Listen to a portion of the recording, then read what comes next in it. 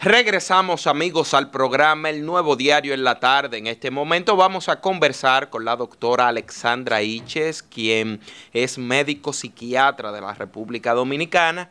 Ha estado con nosotros anteriormente y vamos a conversar con ella sobre un tema importantísimo, la salud mental. Bienvenida, doctora Iches, al Nuevo Diario en la Tarde. Gracias, y yo súper encantada de estar aquí con ustedes. Muy dinámico el equipo en el backstage. Sí. Que hace que se vuelva inclusive una preterapia. Así es, así es. Sí. Doctora, la salud mental. Acabamos de ver dos hechos recientes de asaltos, atracos, robos a instituciones financieras del país. Uno de ellos dando mucho de qué hablar, porque está involucrado un joven que a todas luces es un joven con oportunidades, porque tiene un talento, ha trabajado en ese talento que es en el mundo de la actuación, el teatro, el cine, las publicitarias, los medios de comunicación, y aparte de esto tiene otro talento que es como instructor de tiros en una escuela de manejo de armas de fuego y aprendizaje, instrucción para poder hacer uso efectivo de las armas de fuego. Este joven de un momento a otro, involucrado como figura principal del robo a un banco. ¿Qué pudo estar pasando por la mente de ese joven para orquestar un robo cuando nunca antes ha tenido antecedentes de ese tipo? Bueno, tenemos que aclarar que a lo que tú te refieres que no había tenido antecedentes penales o delictivos, pero tenemos que hacer aclaración en lo que es salud mental, trastorno mental y algún trastorno de personalidad. Cuando nosotros hablamos de salud mental, es un bienestar biopsicosocial que debe de tener el individuo para poder funcionar de una manera armoniosa en su entorno. Cuando hablamos de algún trastorno mental, hablamos ya del factor genético, biológico, bioquímico, y ahí es donde se determinan las enfermedades mentales. Pero cuando nosotros hablamos de trastorno de personalidad, señores, aquí tenemos que hacer un aparte, porque ¿qué es la personalidad? La personalidad es donde convergen, en este caso, lo que es el carácter y el temperamento, y tú vienes con una predisposición genética y el otro tú lo complementas con el entorno en el cual tú creces y te desarrollas. Para hacer una particular opinión respecto a este caso, tenemos que tomar en cuenta muchísimos factores. Y es que estamos en una sociedad en estos momentos altamente demandante, en donde la necesidad imperiosa de ser, pertenecer, ser aceptado y, por supuesto, tener un alto valor de admiración hace que en estos momentos personas que quizás nunca antes en su vida hubieran pensado en cometer o en hacer acciones antisociales o desacertadas, incurran. Ahora bien, si analizamos lo que todos hemos escuchado, visto y leído, podemos ver que esto tiene antecedentes, o sea, un comportamiento en el cual quiero hacer un acápite que quizás puede resultar bastante relevante, y es que cada una de las actividades que esta persona desarrolló y en la cual se destacó, todas mostraban alta exposición y se ganaba lo que era la admiración y pleitesía del resto del público. Y por supuesto, ahí entran mucho lo que son los rasgos de personalidad. Otro tema es el manejarse en actividades en donde puede manifestar lo que es control, poder, ego. O sea, cuando tú hablas de un instructor de tiros, eso da cierta admiración, te coloca en una clase especial, en una clase exclusiva. Cuando tú eres modelo, cuando tú eres actor, aunque probablemente los estándares sociales que existan para lo que es entre comillas, la belleza, tú tienes cualidades que van a hacer que te admiren o por lo menos tú llames la atención. Y por supuesto, cuando vemos sus acciones sus comportamientos habituales, el tema de los excesos, el tema de las deudas, el tema de la ludopatía que sale a relucir como algo relevante. Y hago la salvedad porque muchas veces tenemos personas con patrones de trastorno de personalidad y todo el mundo piensa que tiene un trastorno mental. O sea, hay dos cosas diferentes. La personalidad no se convierte en una enfermedad. Son patrones conductuales que el individuo asume y adopta para poder manejarse en su entorno y utilizar todos los mecanismos de defensa. En este caso, hay un trastorno de personalidad que es el antisocial, el narcisista, el histriónico, que cuando se combinan, entonces me dan mucho lo que son características psicopáticas o del trastorno de la personalidad psicopática. Doctora, es evidente que aparentemente, escuchándola, pues me quedo pensando que cada ser humano, cada individuo tiene el control de su vida. Es decir, usted administra su pensamiento, usted administra su forma de ser, usted administra su vida en la sociedad donde se rodea. ¿Cómo podemos nosotros... Cuando no haya una enfermedad mental, porque hicimos las... Ahí es donde voy. ¿Cómo sabemos que una persona, yo estoy aquí, por ejemplo, y yo digo no estoy enfermo, pero en cualquier momento vengo y asalto un banco?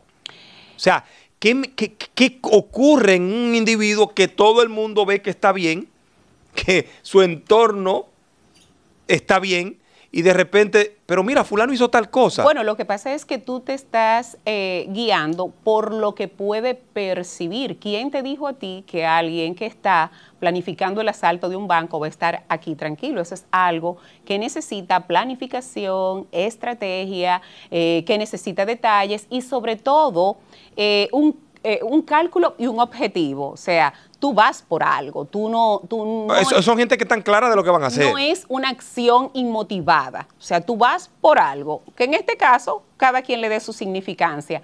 Ahora bien, cuando tú dices, ¿qué puede pasar por alguien que está aquí ahora y de repente sale a asaltar un banco?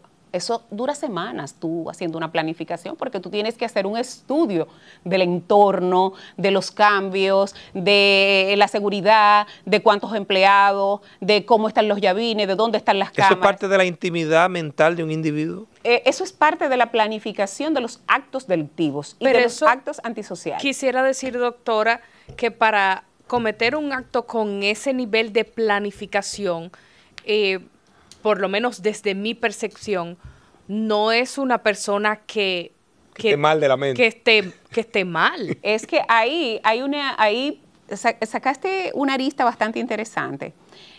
Una de las cosas que caracteriza las enfermedades mentales en donde hay alteración de la estructura del pensamiento es que la planificación y un fin no están dados.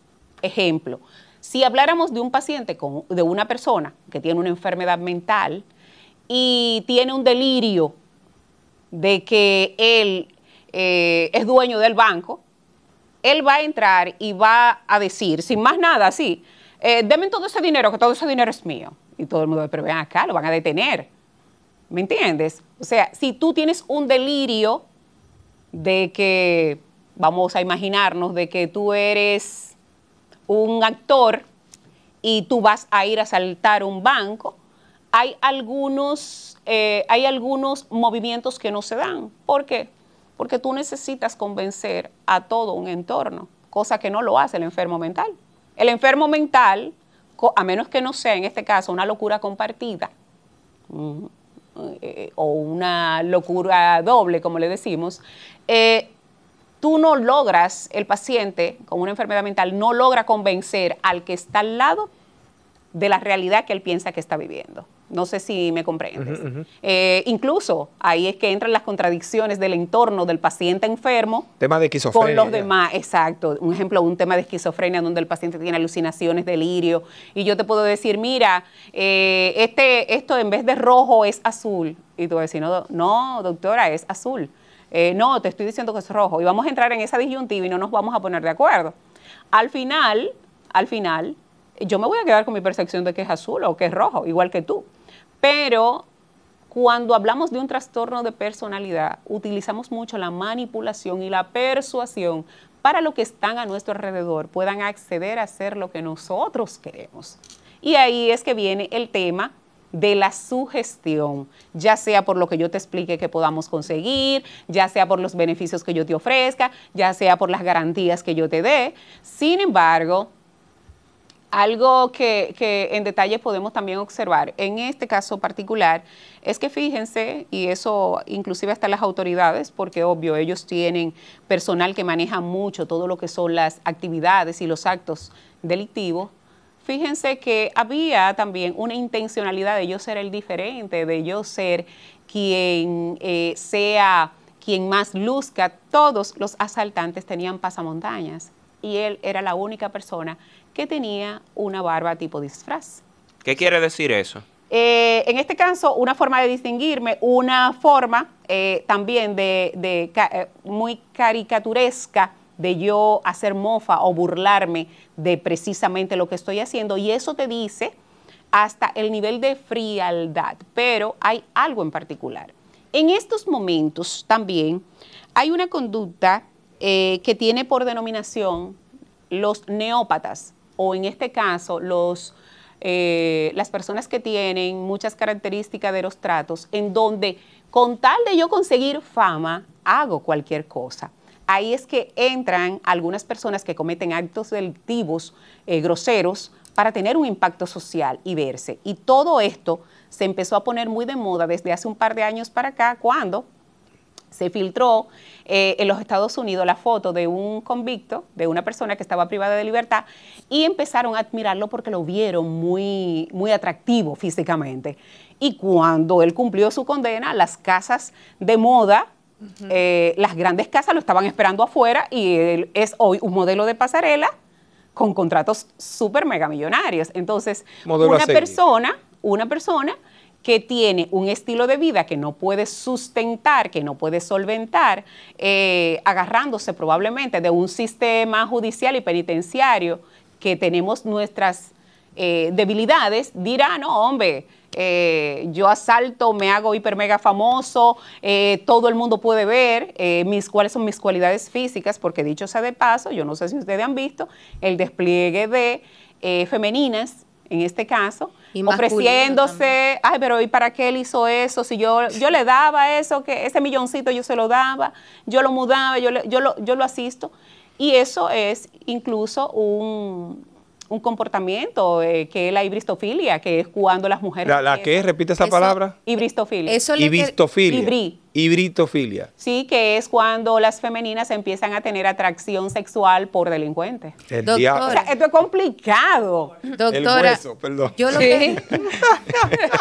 miren, lo que está pasando socialmente con eso el tema está de como las redes. las que iban a llevarle la cantina de comida a Chiquito para la Sí, cárcel. esto es complicado lo que está Dios pasando. mío. Entonces, dentro de todo esto, indistintamente exista o haya existido un móvil real por parte de ellos de escribir, yo me pregunto, ¿hasta dónde yo, sabiendo el riesgo que es cometer un atraco, aunque me cojan preso, voy a exponerme porque no sé lo que puede venir después? Me voy a hacer famoso, voy a tener ese impacto. Y de hecho, algo que yo me atreví a decir, y lo vuelvo y lo puedo repetir sin ningún inconveniente, cuando aparentemente él se entrega, él salió con unos lentes de actor, señores.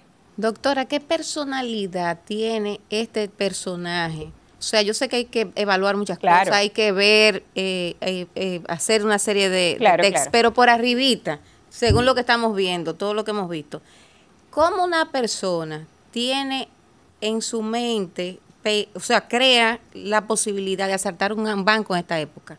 Con toda la cámara y la seguridad. Bueno, vimos que no hay tanta seguridad, pero ¿cómo él piensa? Llega a pensar que va a salir exitoso y que le va a ir bien. ¿Cómo una persona? ¿Qué tipo de personalidad Vuelvo que y tiene? te digo, es que hasta perdiendo él ganó, porque él ha sido tema durante más de una semana. Pero yo no puedo hasta creer. perdiendo él ganó. Hay que ver No si... puedo creer eso, con 30 años. Pero te voy a decir Porque no se algo. sabe O todavía. sea, hay algo... Las armas eran ilegales, está preso 30 años. Hay algo hay algo bastante importante. Todo depende de lo que mueva al individuo en el momento de cometer un acto.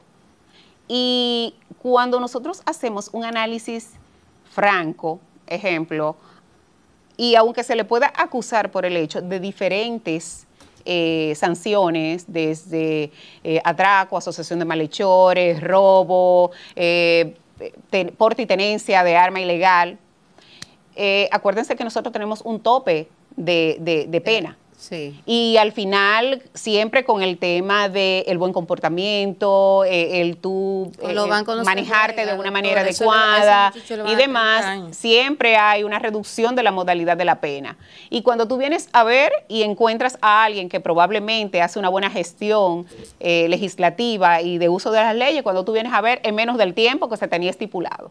Entonces, la normalización de los actos delictivos y no correctos a nivel social se está dando con tanta facilidad que ya nadie tiene capacidad de asombro. ¿Por qué? Porque en la misma expresividad social tú escuchabas que decían, pero esa persona no mató a nadie, él no mató a nadie, bueno, él le robó un banco, bueno, él le robó a otra institución, como hasta minimizando el hecho de que estaba cometiendo un acto netamente antisocial. Pero otras personas se han robado más y otras personas han cometido actos. O sea, es una comparación ahora. Ahora hemos entrado en la línea de comparar lo patológico, de comparar lo incorrecto y de minimizar la capacidad de asombro que tenemos a nivel social. Y todo eso es esa necesidad de ser, de pertenecer, de tú imperiosamente ostentar de un poder adquisitivo que probablemente no es sostenible, ni que tienes, ni que puedes. Y sobre todo, el tú negarte a desprenderte de lo que puede ser el cumplimiento de los compromisos que tú adquieras. O sea, porque se ve un conjunto de cosas. Esta mañana yo hice la salvedad que aunque la sociedad se ha volcado en tocar mucho el tema, me preocupa un poco toda la estructura familiar del resto, no solamente de los hermanos, sino de todos los involucrados, porque al final, aunque estamos en unos tiempos en donde hay muchas familias disfuncionales, nadie se sienta, ningún padre se sienta a criarla, a provocar la estructura de un hijo que tenga rasgos delictivos ni antisociales, por menos que fuera, por el padre más ausente. Entonces, estamos hablando de que hay padres, hermanos, hijos, o sea, muchas personas involucradas. Cuando tenemos a alguien que padece de alguna situación o condición, hay de 5 a 9 personas impactadas de manera directa a su alrededor. Entonces, estamos hablando que hay muchas personas que están afectadas por esto, aparte del estrés postraumático social colectivo que tenemos. ¿Por qué? Pues yo le voy a decir algo a ustedes. Probablemente a mí me pasen mi par de semanas sin yo ir a un banco. Claro. Y solamente el hecho de tú ir a una entidad bancaria te pone a ti en un pensamiento automático de que, y tú te imaginas que aquí ahora, tú te imaginas que alguien venga yo haciendo la fila y no van a ser 1 ni 2 veces que te va a llegar ese pensamiento. Y tú vas a evitar ir. O desde que tú entras a una institución bancaria, tú vas a estar, como decimos, mosca, medio chivo, déjame ver quién entró, quién se movió, quién esto, porque la sociedad, cuando es partícipe de actos en donde son tan promovidos, tan detallados, tan explícito, se tiene también una vulnerabilidad a nivel de salud mental colectiva. Doctora, perdón, Susi, las redes sociales, ¿cómo influyen en la salud mental de las personas con este tipo de personalidad o trastorno? Malísimo. Y preguntarle también en el caso de ese cambio de versiones, si se puede analizar desde el punto de vista psicológico, porque al principio, él antes de entregarse decía que él era el culpable de todo, que su hermano muerto no tenía nada que ver. Y luego, cuando ya se entregó, decía que él se involucró por una estupidez y que el hermano muerto había sido el que lo había planificado todo. entonces pues se viró totalmente la tortilla. Bueno, es que los muertos no hablan. Exacto. Esa es una. Y lamentablemente ese cambio de versión también es un patrón muy habitual en las personas que cometen actos antisociales, porque lo que estoy buscando es salvar mi barco. Ahora bien, esos patrones y esos rasgos de personalidad que predominan en una persona con unas características psicopáticas son mitómanos, o sea, hablan mentira, no tienen remordimiento, se manejan muy lejos de la parte afectiva, no hay una vinculación, tienden a ser muy fríos, calculadores, no medían en este caso consecuencias y tienen un comportamiento altamente egocentrista, o sea, yo y yo.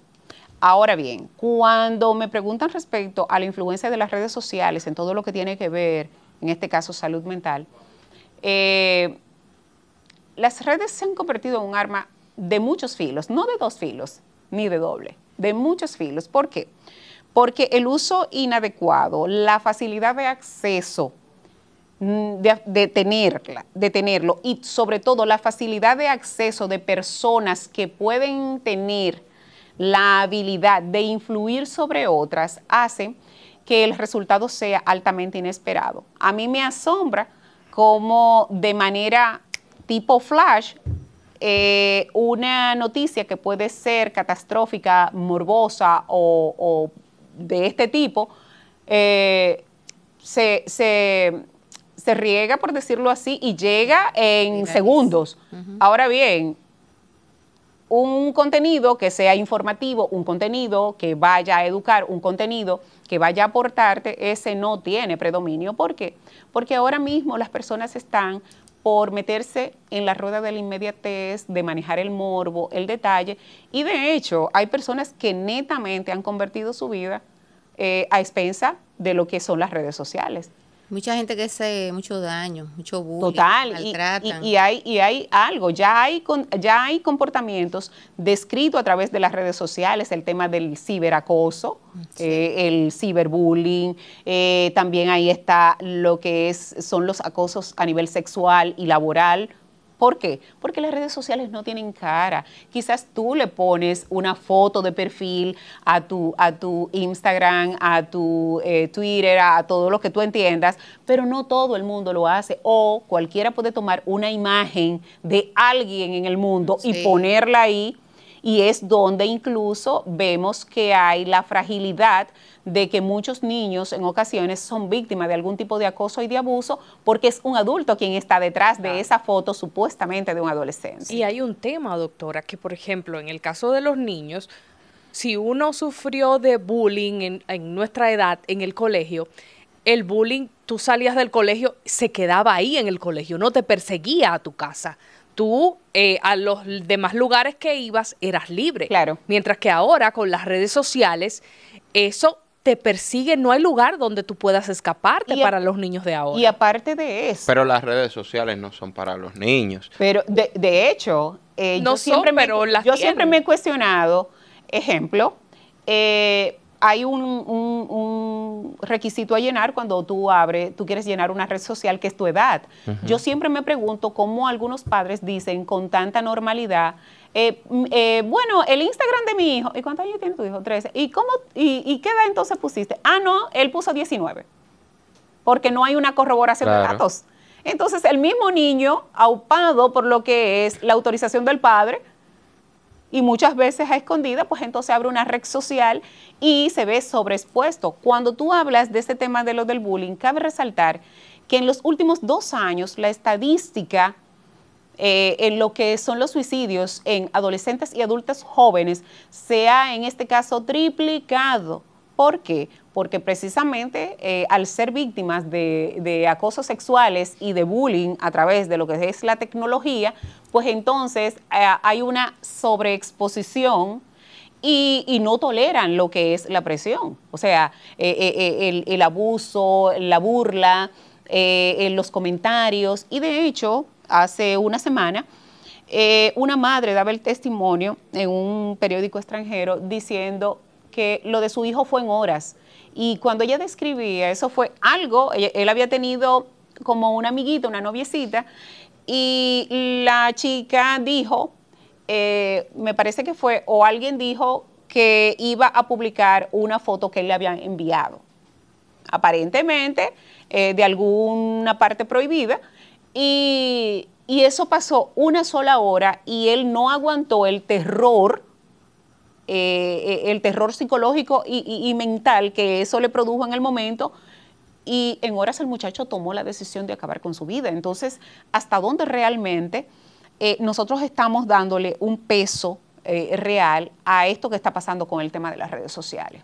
Doctora, yo tengo una pregunta, porque me imagino que se nos está acabando el tiempo, Jaime, pero antes de que usted se vaya, nosotros hemos visto, ya cambiando un poco el tema del joven del banco, un comportamiento medio desbordado de Danilo Medina, antes de las elecciones y luego de las elecciones. ¿Qué lleva a un expresidente que gobernó tanto tiempo a nuestro país a expresarse en los medios de comunicación de esa forma, de decirles ratas a miembros de su partido?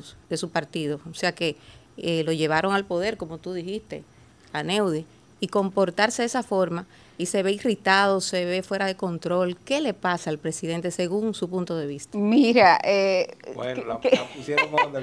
No, si supiera que no, porque ya hace hace meses y años, yo me acuerdo haber hecho un análisis de los perfiles psicológicos de nuestros principales candidatos y presidentes, y él no se quedó fuera.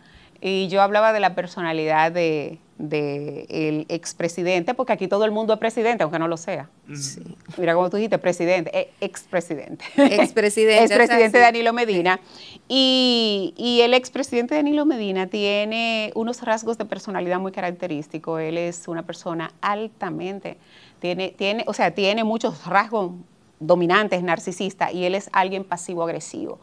Las personas pasivo-agresivas son los que ustedes conocen como que aguantan, y cuando explotan. Y de hecho, cuando él dio una entrevista siendo presidente, que él dijo que habían personas de mecha corta y mecha larga. Él tuvo su autodefinición ahí mismo, porque él decía que él era de mecha corta. Entonces, son personas que no manejan bien el tema del rechazo, el no ser el centro de atención, manejan niveles de ira muy bien solapados por lo que es un comportamiento mediático, altamente, influyen sobre los demás y son altamente manipuladores. Pero en este caso, también me atreví a tener una intervención exactamente el día que nuestro presidente Luis Abinader asumió hace 4 años atrás, donde él ni siquiera fue y le entregó. Exacto. Él eso no está estipulado dentro de lo que es el comportamiento de un narcisista. O sea, ya yo no soy la figura principal y prefiero mejor ser el centro de ataque, pero no me someto a lucir menos de lo que yo fui o sentí ser. Por supuesto, todo esto, el tiempo pasado, el duelo del poder es duro porque es muy tedioso para aquellas personas que viven en el poder. De hecho, eso se llama el síndrome de Ubris, que es la adicción al poder. Cuando tú no lo tienes, cuando tú no tienes todo un batallón, un arsenal de personas esperando solamente que tú des una orden y tú encontrarte con una cantidad mínima que es la que te solapa el Estado por tú haber sido presidente, o sea, tu seguridad y punto. Es muy cuesta arriba y de hecho la mayoría de presidentes que han tenido periodos largos no han terminado bien. ¿Periodo largo? Hablamos de 2 periodos. No, largos hablamos aquí de 3 y de 4. No, pero 2 periodos, pero duró el PLD, ¿cuánto en el poder? No, ellos como partido duraron muchos años. Exacto. Él como presidente, ok, fueron 2, pero fueron extendidos. Porque él gozaba del poder siendo el presidente Leonel. Exacto. Presidente también. O sea, es bien complejo. Ahora bien, Se nota una persona que está manejando muchos niveles de ansiedad, muchos niveles de estrés, bastante frustración. Manejo de enfermedad. Manejo inadecuado de la ira, también el tema. Lo único que pone al ser humano en una posición altamente vulnerable es tú tener una enfermedad. Y cuando esa enfermedad también tienes que manejarla en consonancia, a la par, con niveles de estrés y presión, entonces los detonantes se vuelven mucho más contundentes, tienen repercusiones mucho más importantes.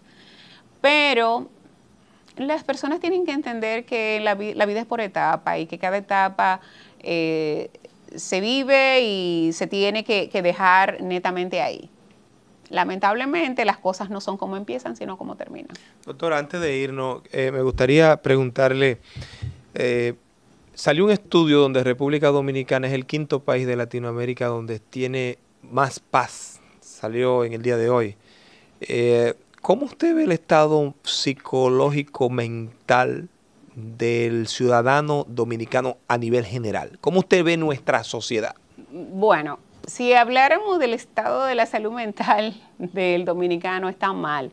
Lo que pasa es que el dominicano utiliza mucho los mecanismos de defensa, como es la negación y la anulación. El dominicano, como decimos en buen dominicano, saca de abajo, se hace el chivo loco, aunque la tierra se le esté abriendo. Claro, eso no es tener salud mental. Eso no es tener salud mental. Lamentablemente, nosotros tenemos estadística que la compartimos con los números mundiales, no estamos exentos a ello. El 20% de la población tiene una condición de salud mental. Hay un 30% aproximado que no está diagnosticado y ya ustedes se imaginan el resto. De ese 20%, apenas el 5% tiene acceso y de ese 5%, solamente el 3% puede mantener un tratamiento. Entonces tú sabrás que estamos en una situación bastante precaria, bastante escasa. La salud mental ha intentado tener cambios en los últimos tiempos, pero es algo que no se dio de la manera transicional como debió de haberse hecho.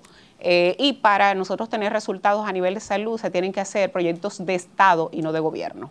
Exacto. Gracias, doctora Iches, por estar con nosotros. Vamos a una pausa y regresamos con más información aquí en El Nuevo Diario.